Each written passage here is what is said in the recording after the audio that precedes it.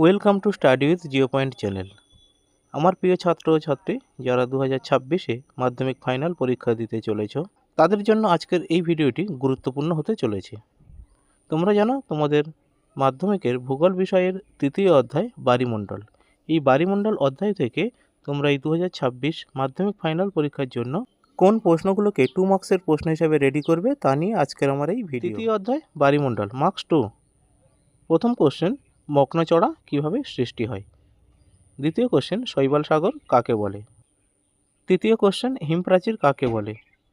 চতুর্থ কোশ্চেন, সমুদ্র তরঙ্গ কাকে বলে। পঞ্চম কোশ্চেন, সমুদ্র স্রোত কাকে বলে।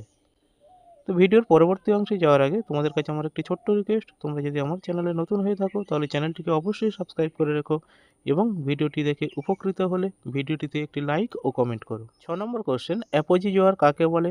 7 নম্বর কোশ্চেন, পেরিজি জোয়ার কাকে বলে। 8 নম্বর কোশ্চেন, বান ডাকা কাকে বলে। 9 নম্বর কোশ্চেন, মরা কটাল কাকে বলে।